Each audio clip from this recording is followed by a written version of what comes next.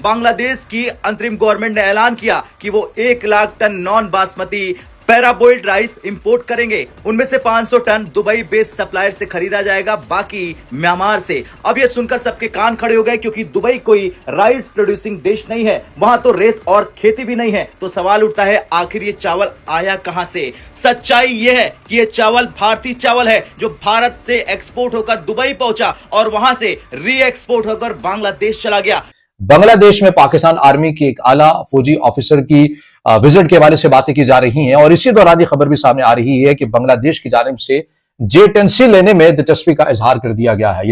And about our company, Mizan Company, they take rice from India more 18 years from there to Kuwait, and we take many kinds of rice, and about quantity we will be more and more. वहां की police, वहां के even की military के generals चुन चुनकर जो जिहादी मानसिकता के हैं उनको रखा जा रहा है ताकि इस मूवमेंट को सपोर्ट मिले। ये उनकी अब ऑफिशियल पॉलिसी बन चुकी है, फैंटेसी नहीं रही। और आप क्या कर रहे हैं? अभी भी उनको चावल भेज रहे हैं, उनको बिजली दी जा रही है ताकि कहीं उनकी फैक्ट्रियां बंद ना हो जाए। और रियल डेंजर जिहादी मोबिलाइजेशन का बांग्लादेश से लेकर भारत तक शुरू कर दिया गया है। आज NIA भारत के अंदर जगह जगह पर जब छापे मार रही है, कहीं पे 200 बॉम्ब, कहीं पे 400 बॉम्ब मिल रहे हैं। अब इसी दौरान एक और बड़ी खबर यह सामने आती है कि पाकिस्तान के लेफ्टिनेंट जनरल हैं तबस्सुम हबीब, ये बांग्लादेश का दौरा कर रहे हैं। वो वहां बांग्लादेश की आर्मी, नेवी और एयरफोर्स के सरबराहों से मुलाकातें कर रहे हैं और जाहिर है ये एक दौरा ऐसे वक्त में हो रहा है जब बांग्लादेश के अंदर शेख हसीना वाजिद की जो हुकूमत है, जो बांग्लादेश की अवाम ने खत्म की, और उसके बाद पाकिस्तान के ऊपर जब बांग्लादेश के अंदर रसाई के हवाले से जो ताल्लुकात थे, उनकी नोयत क्या थी, वो सभी कुछ आपको मालूम है। मगर उसके बाद जिस तरह से पाकिस्तान और बांग्लादेश के ताल्लुकात बेहतर से बेहतरीन होते हुए जा रहे हैं, और आप ये कह सकते हैं कि 1971 के बाद इस लेवल का दौरा होना यकीनन एक बहुत बड़ा अपने अंदर एक पैगाम भी रखता है। और फिर एक ऐसे वक्त में कि जब पाकिस्तान और भारत। जय हिंद दोस्तों, बड़ी खबर निकल के सामने आ रही है कि बांग्लादेश ने UAE से 50,000 टन जो है वो चावल खरीद लिया है। अच्छा, आप सब लोग भी कह रहे होंगे कि यार UAE में कब से चावल होने लगा? UAE खुद भारत के बासमती चावल और प्रीमियम चावल खरीदता है, तो UAE में कब से चावल होने लगा? तो दोस्तों, UAE में कोई चावल वावल नहीं हो रहा। वही भारत का सामान पहले UAE गया और UAE से बांग्लादेश गया। इसके पीछे भारत की बहुत बड़ी स्ट्रेटेजी थी बांग्लादेश को सबक सिखाने की। दोस्तों, आज से 4 महीने पहले मैंने अपने चैनल पे खबर शेयर की थी आपसे कि बांग्लादेश ने भारत से 1 लाख टन जो है वो चावल का अर्जेंट डिमांड किया है शॉर्टेज की वजह से। अच्छा, भारत ने उसको डायरेक्टली मना नहीं किया। भारत ने कहा हम अपने चावल के सप्लाई को डाइवर्सिफाई करना चाह रहे हैं और अभी हमारे पास इतने चावल नहीं है कि हम आपको दे सके। भारत ने उसमें से 1 लाख मांगा था, तो 10,000 टन वाया ट्रक धीरे धीरे भारत ने इनको प्रोवाइड कराया था। अच्छा, ये अब भारत बांग्लादेश के साथ अब कैश पे खेल रहा है, भाई पैसे दो संभाल लो। चलो, ये तो अच्छी काम हुई, नहीं तो हम उधार पे दे देते थे। लेकिन स्टिल बांग्लादेश की जरूरतें पूरी नहीं हुई, तो उन्होंने जो UAE में डीलर है चावल के, भारत के, उनसे बात की। जो मैं एक बांग्लादेश की ढाका पत्रिका करके है कुछ, उससे मैं बता रहा हूँ। तो उन्होंने जब भारत के डीलर से बात की UAE में, तो उन्होंने जो है इनको प्रोवाइड करा दिया। अब UAE में पहले इन्होंने अपना भारत का चावल UAE में गया और UAE से वो पैकेज होके, रीपैकेज होके आप कह लें कि वो बांग्लादेश को पहुंच गया। इससे बांग्लादेश को सबक ये मिला कि आप भारत पे खाने पीने के सामानों को लेकर निर्भर है। भारत जब चाहे मना नहीं करेगा, भारत ऐसा देश ही नहीं है कि मना करे, पर आपको डिले कर देगा।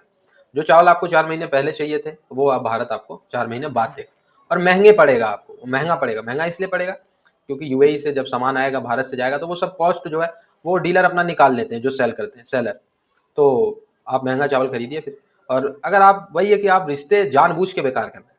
भारत अब इसी दौरान एक और बड़ी खबर यह सामने आती है कि पाकिस्तान के लेफ्टिनेंट जनरल हैं तबस्सुम हबीब, ये बांग्लादेश का दौरा कर रहे हैं। वो वहां बांग्लादेश की आर्मी, नेवी और एयरफोर्स के सरबराहों से मुलाकातें कर रहे हैं और जाहिर है ये एक दौरा ऐसे वक्त में हो रहा है जब बांग्लादेश के अंदर शेख हसीना वाजिद की जो हुकूमत है, जो बांग्लादेश की अवाम ने खत्म की, और उसके बाद पाकिस्तान के ऊपर जब बांग्लादेश के अंदर रसाई के हवाले से जो ताल्लुकात थे, उनकी नोयत क्या थी, वो सभी कुछ आपको मालूम है। मगर उसके बाद जिस तरह से पाकिस्तान और बांग्लादेश के ताल्लुकात बेहतर से बेहतरीन होते हुए जा रहे हैं, और आप ये कह सकते हैं कि 1971 के बाद इस लेवल का दौरा होना यकीनन एक बहुत बड़ा अपने अंदर एक पैगाम भी रखता है। और फिर एक ऐसे वक्त में कि जब पाकिस्तान और भारत की लफ्जी तकरार एक बार फिर शुरू हो चुकी है, तो ये एक सिंबॉलिक मैसेज भी आपको लगता है इस खत्ते के अंदर, और पाकिस्तान भी ये तासुर दे रहा है कि वो जनूबी एशिया के अंदर अपने नए दोस्त तलाश भी कर रहा है। इसकी एक वजह यह भी हो सकती है, और दूसरा ये कि पाकिस्तान मुमकिन तौर पर अपना एक ब्रिज का किरदार अदा कर रहा है कि वो बांग्लादेश को, चीन को मजीद करीब भी कर सके। ये भी एक मुमकिन वजह हो सकती है।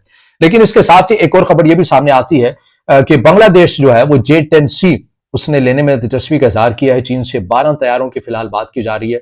अभी तक जब मैं ये वीडियो बना रहा हूं कोई सरकारी तौर के ऊपर दस्तावेजात या डॉक्यूमेंट से मुसविदे की बात नहीं हुई है, लेकिन अलबत्ता ये खबर जरूर है कि बांग्लादेश की जानिब से दिलचस्पी का इजहार किया गया है कि वो J-10C लेगा। ये J-10C वही तैयारे हैं जो पाकिस्तान के पास मौजूद है। ये वही तैयारे हैं जिन्होंने ऑपरेशन सिंदूर के वक्त भारत के जो रफाल तैयारे जो उन्होंने रशिया से लिए और उनको मात देकर पूरा एक ताकत का जो तवाज़ुन तब्दील कर दिया था, ये उन्हीं तैयारों को लेने में अब जो बांग्लादेश है वो भी दिलचस्पी का इजहार करता हुआ नजर आ रहा है। तो जाहिर है अब आपको ये तमाम चीजें अगर आप डॉट से डॉट कनेक्ट करते हैं तो इसके अंदर आपको एक नया चीनी ब्लॉक जहां पर बनता हुआ दिखाई देता है। तो वहीं पर अमेरिका भी चीन को यह पैगाम दे रहा है कि वो इस्लामाबाद के साथ कुर्बतें बढ़ाकर इस पूरे खेल से आउट नहीं होना चाहता और पाकिस्तान भी कहीं ना कहीं एक तवाजुन रखना चाह रहा है चीन और अमेरिका के माबैन कि सारे अंडे जो हैं वो एक ही टोकरी में ना डाल दिए जाएं। ये एक वजह हो सकती है। ये कैसे हो रहा है?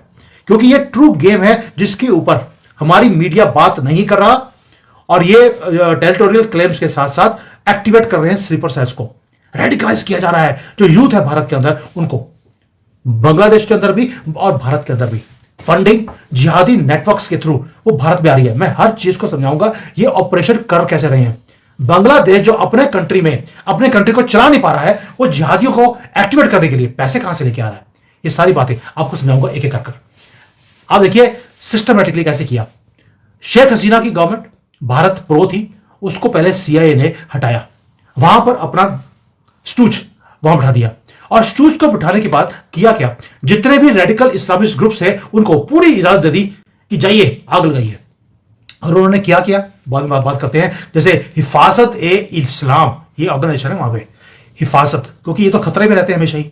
जमात इस्लामी ये सारी वो टेररिस्ट ऑर्गेनाइजेशन हैं जिन्होंने 1971 में हमने इनको आजादी दिलाई और इन्होंने हिंदुओं को काटना शुरू कर दिया और ये लोग दोबारा से 71 के बाद पावर में आ गए हैं।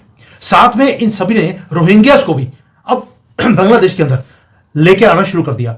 10 लाख से ज्यादा रोहिंग्यास बांग्लादेश में है। क्या कर रहे हैं वहां पर जिहादी नेटवर्क्स के साथ वो जुड़ रहे हैं, ट्रेनिंग ले रहे हैं और सिस्टमैटिकली उनको पुश किया जा रहा है भारत के अंदर। त्रिपुरा, असम, वेस्ट बंगाल तो गढ़ है इनका, इसके थ्रू पूरे भारत में कॉकरोचों की तरह ये मल्टीप्लाई कर रहे हैं। पहले तो गटरों के थ्रू भारत में आते हैं, उसके बाद घरों में ये स्प्रेड हो रहे हैं। ये डेमोग्राफी को चेंज कर रहे हैं विद मानसिकता कौन सी है, जिहादी वाली। और ये कहां से लेके आ रहे हैं, ये लेके आ रहे हैं मानसिकता बांग्लादेश से। यानी कि जो पहले पाकिस्तान से काम होता था अब बांग्लादेश से होना शुरू हो गया। ऐसी आपको धमकी नहीं दे रहे वो, आपकी आर्मी को, आपकी गवर्नमेंट को, आपको। और क्या बोला जा रहा है ये भी बताऊंगा आपको। अभी क्या हो रहा है कि वो वहां पे बांग्लादेश में बैठकर फेक डॉक्यूमेंट बना रहे हैं। उनको वहीं पर बैठकर पहले तो जिहाद की ट्रेनिंग देते हैं, ट्रेनिंग देने के बाद वोटर ID, आधार कार्ड, राशन कार्ड सब दिया जा रहा है। ये सारी मैंने चीजें सारी न्यूज के साथ मैंने लिंक पे डाल दिए, जाके प्रूफ देख लेना। और वो उसके बाद ये सारे प्रूफ वहां पर वोटर ID लेने के बाद भारत की सोसाइटी में सिस्टमैटिकली इन्फिल्ट्रेट कर रहे हैं। अब तो इन्होंने वोटिंग भी करनी शुरू कर दी। आप अपनी गवर्नमेंट चूज कर ही नहीं सकते जिस तरह से वो स्प्रेड कर रहे हैं। ऊपर से भारत के जो ये मैड रसा होता है जहां पर पागलपन का इनको रस पिलाया जाता है सुबह सुबह रोज, उसके अंदर रिक्रूटमेंट शुरू कर दी है। बांग्लादेश, कभी सोचा आपने कि बांग्लादेश अपने देश को चला नहीं सकता, हमारे यहां पर मस्जिदों में पैसे भेज रहा है इन जिहादियों को ट्रेनिंग देने के लिए, मैड्रसा में इनको पढ़ाई के लिए पैसे दिए जा रहे हैं। और ऊपर से और हमारे देश के अंदर वेस्ट बंगाल प्राइमरी इन्फिल्ट्रेशन का जोन बन गया, क्योंकि ममता दीदी को बड़ी खुशी मिल रही है इनको आजकल हक कर। मुझे लगता है हलाला का शौक हो गया है ममता बनर्जी को। चलिए कोई बात नहीं, उसको एंजॉय करने दीजिए कितनी देर तक, क्योंकि उसको लगता है कि भाई डेमोग्राफी मैंने चेंज कर दी, अब मुझे कोई हरा नहीं सकता। मुर्शिदाबाद, मालदा, दिनाजपुर ये सारे एरिया वो है जहां पर मस्जिदों के अंदर फंडिंग इकट्ठी होनी शुरू हो गई। बांग्लादेश से फंडिंग आती है, जिहादी लिटरेचर स्प्रेड होना शुरू हो गया, रेडिकलाइजेशन चरम सीमा के ऊपर है। और हमारी गवर्नमेंट क्या बोलती है, सबका साथ, सबका विश्वास, चावल भेजो, बिजली भेजो, पैसे नहीं देते कोई दिक्कत नहीं, उनकी इंडस्ट्री बंद नहीं होनी चाहिए, कहीं बुरा ना मान जाए इस्लाम के लोग।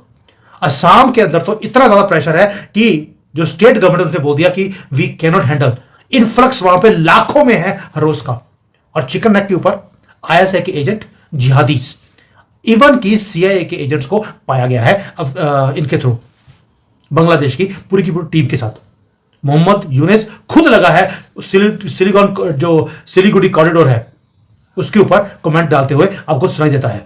ये नैरो स्ट्रिप जो नॉर्थ ईस्ट को जोड़ता है हमारे पूरे इंडिया के साथ, इनकी नजर है। और चाइना को क्या बोल दिया, ये चिकन नेक को अगर हम काट दें तो आपका जो BRI है वो बांग्लादेश से लेकर बे ऑफ बंगाल तक हो सकता है।